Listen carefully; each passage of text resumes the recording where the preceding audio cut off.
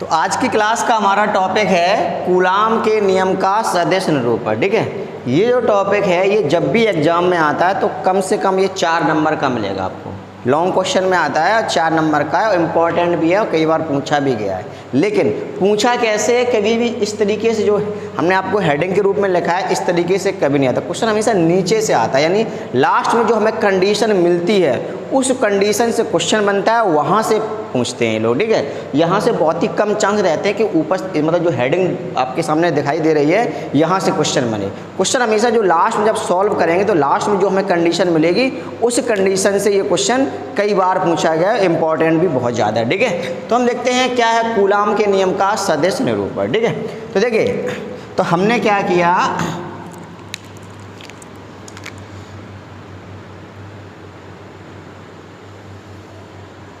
ये हमारा x अक्ष है, ये हमारा y अक्ष है और ये हमारा z अक्ष है और ये हमारा क्या है मूल बिंदु।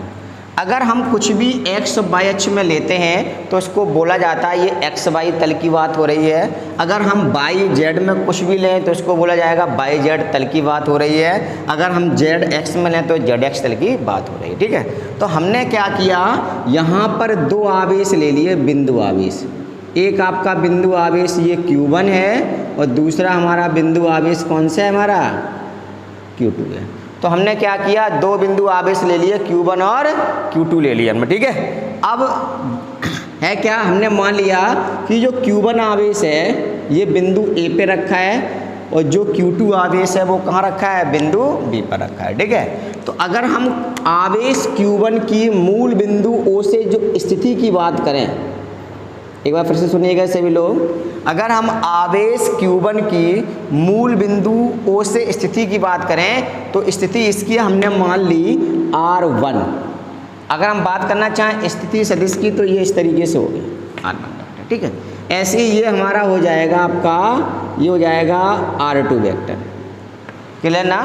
तो मूल बिंदु मूल बिंदु O से आवेश Q1 की स्थिति क्या है, R1 वेक्टर और इसकी क्या है आपकी R2 वेक्टर। ठीक है, अच्छा बताओ आप लोग कि दोनों आवेशों को मिलाने वाली रेखा कौन सी होगी। अगर हम दोनों आवेशों को इस तरीके से रेखा से मिला दें तो यही रेखा ये भी क्या होगी, दोनों आवेशों को मिलाने वाली रेखा। ठीक है, अब ध्यान देने वाली बात हमने आपको बताया था कूलाम के नियम में पिछली क्लास में कि अगर हमारे पास 2 आवेश रखे हैं, ये Q1 और Q2 और दोनों के बीच की दूरी अगर R हो। ठीक है, जैसे हमारे पास कोई से भी 2 आवेश हैं, चाहे प्रोटॉन इलेक्ट्रॉन हो सकते हैं, प्रोटॉन प्रोटॉन हो सकते हैं, प्रोटॉन इलेक्ट्रॉन भी हो सकते हैं। ठीक है, अगर वो कुछ दूरी पर रखे जाते हैं तो उनके बीच हमेशा एक बल लगता है। जब भी कोई आवेशित कण या कोई भी आवेश एक दूसरे से कुछ दूरी पर रहते हैं तो उनके बीच हमेशा एक बल कार्य करता है। उस बल को हम बोलते हैं वैद्युत बल और उस बल की गणना हमेशा कूलाम के नियम से ज्ञात की जाती है। यानी दोनों, ये जो आवेश Q1 है वो Q2 पर बल लगाएगा और जो Q2 आवेश है वो किस पर बल लगाएगा, Q1 पर। यानी दोनों आवेश क्या करेंगे, एक दूसरे पर बल लगाएंगे। ठीक है, तो ठीक ऐसे ही जो आवेश हमारा Q2 है वो किस पर बल लगाएगा, Q1 पर। तो बल हमारा लगेगा किस पर, Q1 पर। एक बार फिर से देखते हैं, जो आवेश हमारा Q2 है वो किस पर बल लगाएगा, Q1 पर। तो जब Q2 आवेश Q1 पर बल लगाएगा तो बल हमारा किस आवेश पर लगेगा, Q1 पर लगेगा, यानी बल वाले आवेश पर लगेगा। तो इस बल को हमने मान लिया, ये बल हो गया हमारा F12 वेक्टर। क्लियर ना। इसका मतलब ये है कि आवेश जो 2 यानी जो Q2 वाला आवेश है वो Q1 आवेश पर क्या लगा रहा है, बल लगा रहा है। ठीक ऐसे ही जो आवेश Q1 है वो किस पर बल लगाएगा, Q2 पर बल लगाएगा। तो बल लगेगा किस पर, हमारा Q2 पर लगेगा। तो बल की वैल्यू हो जाएगी F21 वेक्टर। इतना सभी को समझ में आया। देखते हैं फिर से इसको। देखिए, ये जो आवेश Q2 है यानी जो 2 वाला आवेश है वो 1 वाले आवेश पर बल लगाएगा। तो बल लगेगा किस पर, 1 वाले आवेश पर। और लगा कौन रहा है, 2 वाला आवेश, इसलिए हमने इसको क्या लिखा, F12 वेक्टर। तो यहाँ से हम समझ जाएंगे, जहाँ भी हमें ये दिखाई दे कि जो 2 वाला आवेश है वो किस पर बल लगा रहा है, 1 वाले पर। तो जिस पर बल लगेगा वो पहले आएगा, जो बल लगाएगा वो बाद में आएगा। ठीक ऐसे ही जो आवेश Q1 है वो किस पर बल लगाएगा, Q2 पर, यानी 1 वाला आवेश किस पर बल लगा रहा है, 2 वाले आवेश पर बल लगा रहा है। तो जो बल लगाता है वो बाद में आता है, जो जिस पर बल लगता है वो पहले आता है। तो हमने क्या लिख दिया, F21 वेक्टर, ठीक है ना। चलिए हम आगे बात करते हैं और इसकी।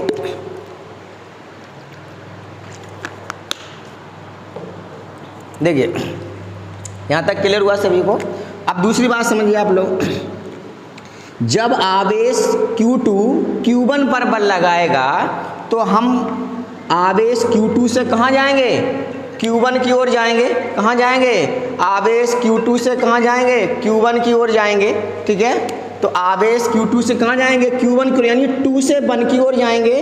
तो हमारा हो जाएगा R21 वेक्टर। क्या जाएगा, R21 वेक्टर। ऐसे ही जब हम आवेश Q1 से कहाँ जाएंगे, Q2 की ओर जाएंगे, तो 1 से 2 की ओर जाएंगे, तो क्या जाएगा, R12 वेक्टर। इतनी बात आप लोगों को सभी को समझ में आ गई। चलिए अब हम आगे बढ़ते हैं और इससे पहले कुछ और बातें भी समझते हैं, ठीक है। कुछ बातें फर्स्ट ईयर की हैं। जैसे फर्स्ट ईयर में हमने पढ़ा था कि एकांक सदिश क्या होता है, एकांक सदिश क्या होता है। तो हमने देखा था कि वहाँ पर होता है ए कैप बराबर ए वेक्टर अपॉन ए, या हम ये भी कह सकते हैं आर कैप बराबर आर वेक्टर अपॉन आर, ठीक है। ये हमारा एकांक सदिश हो गया, ये हमको पता है। चलिए हम बात करते हैं स्थिति सदिश की। स्थिति सदिश का फॉर्मूला हमारा होता है, जैसे कहीं लिखा है ए बी,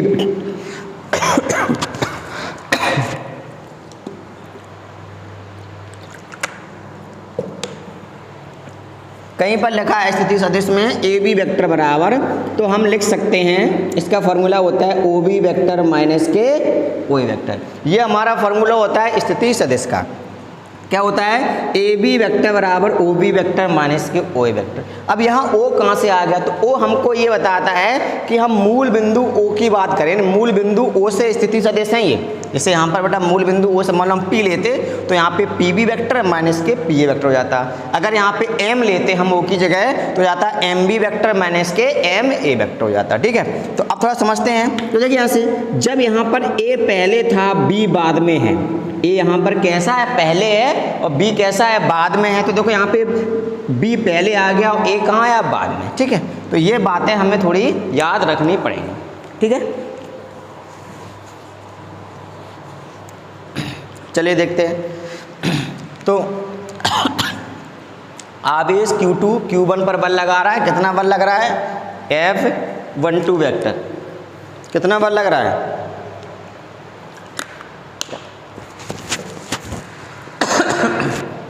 तो यहाँ लिखेंगे आवेश Q2 द्वारा Q1 पर लगाया गया बल, ठीक है। तो क्या हो जाएगा, बल हो जाएगा हमारा, देखो कौन सा लग रहा है, F12 वेक्टर। तो F12 वेक्टर बराबर हमारा हो जाएगा 1/4 पाई एप्सिलॉन नॉट। देखिए हमको पता है कि फॉर्मूला हमारा क्या होता है, फॉर्मूला हमारा होता है F = 1/4 pi epsilon naught Q1 Q2 upon R square, ये आर का ये सदिश रूप हमारा होता है, ठीक है। तो देखिए यहाँ से, तो वहाँ पर F बल था और दूरी हमारी क्या थी, R थी। ऐसे ही यहाँ पर देखो बल हमारा क्या लग रहा है, F12। ध्यान देने वाली बात है कि बल कौन सा हमारा, F12 वेक्टर, और ये बल लगा कौन रहा है, Q2 आवेश। तो हमें कहाँ, Q2 से कहाँ जाना पड़ेगा, Q1 की तरफ जाना पड़ेगा। यानी इस आवेश Q2 को कहाँ जाना पड़ेगा, Q1 की तरफ, यानी 2 से 1 की तरफ जाना पड़ेगा। तो बल दूरी हमारी स्थिति सदिश हमारा क्या हो गया, R21 वेक्टर। तो यहाँ पे हम लिखेंगे Q1 Q2 बटे R21 का स्क्वायर और R21 कैप। इस फॉर्मूले के अकॉर्डिंग हमने यहाँ लिख लिया। क्यों? क्योंकि बेटा इस फॉर्मूले में F वेक्टर है और R है।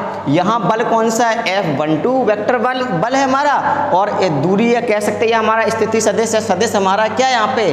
R21 वेक्टर, इसीलिए हमने इसको लिया हमने यहाँ पे। ठीक है, इतना क्लियर हो गया सभी को। अब हम बात करेंगे इन सभी चीज़ों की। इन सभी चीज़ों को हमें अलग से निकालना पड़ेगा। तो देखिए आप देखो यहाँ से, तो हम देखो B से कहाँ जाएंगे? A की ओर। तो हम लिख सकते हैं BA वेक्टर बराबर OA वेक्टर माइनस के OB वेक्टर। देखिए इसके अकॉर्डिंग लिखा, यहाँ देखो A पहले था, B बाद में था। देखो तो B पहले है ना, बाद वाला पहले आया, पहले वाला बाद में आया। तो चूंकि हम B से A की ओर जा रहे हैं, ठीक है, तो देखो यहाँ से क्या लिखा हमने? BA वेक्टर लिखा बराबर, देखो जो बाद में होता है देखो वो पहले आता है, जो पहले होता है वो कहाँ आता है? बाद में आता है हमारा। ठीक है, तो देखो BA वेक्टर हमारा क्या हो जाएगा? देखो यहाँ से R21 वेक्टर बराबर OA वेक्टर, O हमारा ये रहा और A ये रहा, कितना हमारा? OA वेक्टर R1 वेक्टर और माइनस के R2 वेक्टर। क्लियर ना? अब इसका हम मापांक अगर निकालना चाहें तो हम कह सकते हैं R1 वेक्टर माइनस के R2 वेक्टर का होल मापांक। जैसे हमने पढ़ा है, चाहे हम A बोलें चाहे A वेक्टर का मापांक बोलें, बात एक ही होती है, इसीलिए हमने इसको इस तरीके से लिख दिया है। ठीक है, तो इसको हम ये भी कह सकते हैं R21 बराबर R1 वेक्टर माइनस के R2। यहाँ तक क्लियर हुआ? अब R21 कैप अगर इस वाले फार्मूले का हम यूज करना चाहें तो क्या निकलेगा? R21, देखिए यहाँ से, क्योंकि हमने क्या बोला था, अभी हमारी जो स्थिति सदिश है, जो सदिश है, जो भी हम कुछ लेंगे वो R21 लेके चलेंगे। तो इसकी जगह हमने क्या लिख दिया? R2, जहाँ लिखा है R वहाँ R21 लिख दो, तो जाएगा हमारा R21 vector upon R21। Clear ना सभी को? तो जहाँ पर, चलिए अब इसकी हम बात करेंगे। यहाँ लिखेंगे समीकरण 1 से, देखिए क्या जाएगा? F12 वेक्टर बराबर 1/4 पाई एप्सिलॉन नॉट, ये Q1 ऐसी रहेगा, Q2 ऐसी रहेगा। इसको भी अभी हमने ऐसे ही रखा, इसमें भी हमने कुछ अभी चेंज नहीं किया। तो R21 का स्क्वायर इंटू, देखो यहाँ पे क्या लिखा है? R21 cap. देखो R21 कैप हमारा ये निकला, R21 कैप निकला हमारा R vector upon R21 vector upon R21। Clear ना? तो इतना निकला हमारा। चलिए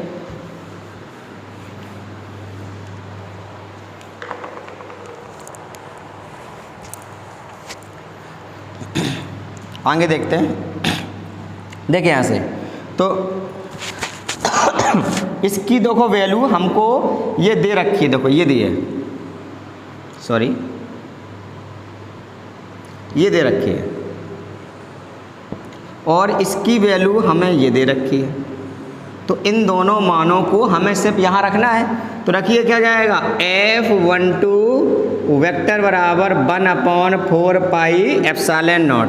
Q1 Q2 को तो हमने ऐसे ही रखा, कुछ भी नहीं किया। जो ये लिखा है R21 का उसके कहते, देखिए R21 हमें ये मिला, तो इसकी जगह हम लिख सकते हैं R1 वेक्टर माइनस के R2 वेक्टर के मापांक का स्क्वायर। ठीक है, अब फिर क्या देखो लिखा है हमें R21 लिखा है हमारा, क्या लिखा है हमारा? R21। अगर चाहो तो थोड़ा इसको और सॉल्व यहीं पे कर सकते हैं हम। देखिए किस तरीके से, 1/4 पाई एप्सिलॉन नॉट, ये Q1 Q2 और अपॉन, देखिए यहाँ से, यहाँ पर पावर आपकी 1 है, यहाँ पर 2 है, तो हम लिख सकते हैं R21 की होल पावर कितनी लिख सकते हैं? 3, और यहाँ लिख सकते हैं R21 वेक्टर। तो देखिए यहाँ पे, तो यहाँ हमने देखो इस फॉर्मूले के अकॉर्डिंग यहाँ पावर 3 लगा दी, और देखिए क्या लिखा है? R21 vector. तो देखिए हमारा ये लिखा है R21 वेक्टर, कितना दिया है हमें? R1 वेक्टर माइनस के R2 वेक्टर। तो हम लिख सकते हैं R1 वेक्टर माइनस के R2 वेक्टर। क्लियर ना? अब हमने इस क्वेश्चन को यहीं छोड़ दिया, इसे डाल दिया क्या हमने? समीकरण नंबर A। आई होप सभी को यहाँ तक समझ में आ गया होगा। ठीक है, अब देखिए थोड़ा यहाँ से हमें समझना पड़ेगा कि जब यहाँ 1 पहले आया 2 बाद में, तो देखिए यहाँ 1 पहले आया 2 बाद में, 1 पहले आया 2 कैसा आया हमारा? बाद में आया। ठीक है ना? अब अब तो ये कंडीशन कब बल की निकली, जब Q2 आवेश Q1 पर बल लगा रहा है। अब जो आवेश Q1 है वो भी तो आप Q2 पर बल लगाएगा, तो बल कितना लगेगा, F21 वेक्टर लगेगा बल। तो यहाँ लिखेंगे आवेश Q1 द्वारा Q2 पर लगाया गया बल कितना है, बल F21 वेक्टर। इतना आया हमारा, इतना आया F21 वेक्टर, ठीक है।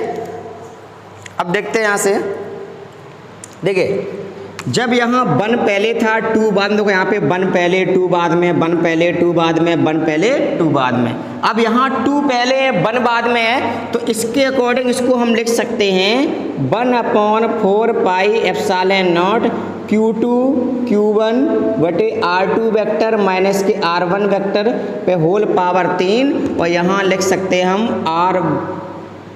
R2 वेक्टर माइनस के R1 वेक्टर। क्लियर ना सभी को।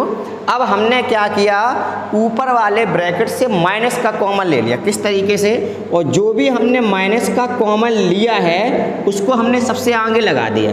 तो माइनस के 1/4 pi epsilon naught Q1 Q2, जब माइनस का ले लेंगे कॉमन तो यहाँ हो जाएगा हमारा R1 वेक्टर माइनस के R2 वेक्टर, क्योंकि जब भी हम ब्रैकेट से कॉमन लेते हैं माइनस तो ब्रैकेट के चिन्ह हमारे बदल जाते हैं, ठीक है, अपॉन। अब देखिए यहाँ से हमने कॉमन ही लिया, यहाँ से देखो हम क्या कॉमन लेकर अंदर ही लिखा है इसको इस तरीके से।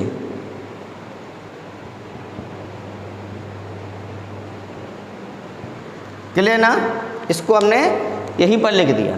अब देखते हैं क्या बनेगा हमारा ये।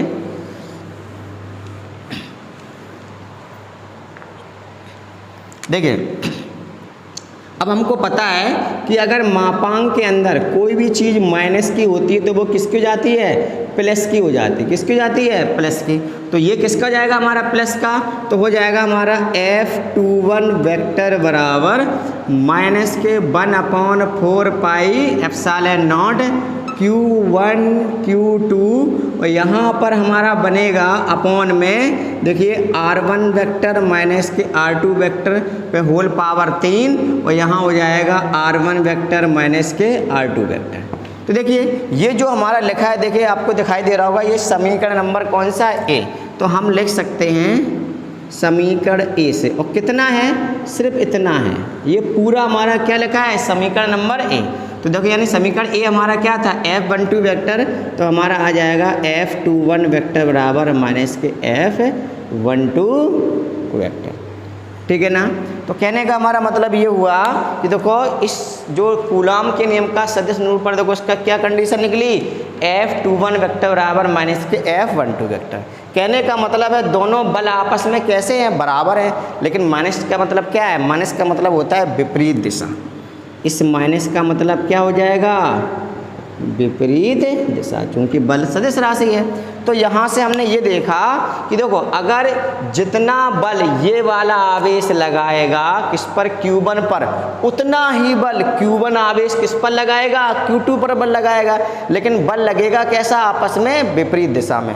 तो क्वेश्चन यहाँ से एग्जाम में बहुत बार आ चुका है और पूछा भी गया है कि सिद्ध कीजिए कि कूलाम के नियम का जो सदिश निरूपण है या कूलाम के नियम का जो सदिश रूप है वो न्यूटन के ये कौन सा नियम हमारा है, न्यूटन के तृतीय नियम का क्या करता है, पालन करता है। तो क्वेश्चन आ सकता है कि सिद्ध कीजिए कि कूलाम के नियम का जो सदिश रूप है वो न्यूटन के तृतीय नियम का क्या करता है, पालन करता है। तो हमारा आंसर पूरा यही होगा, यही हमें सॉल्व करना होगा, ठीक है।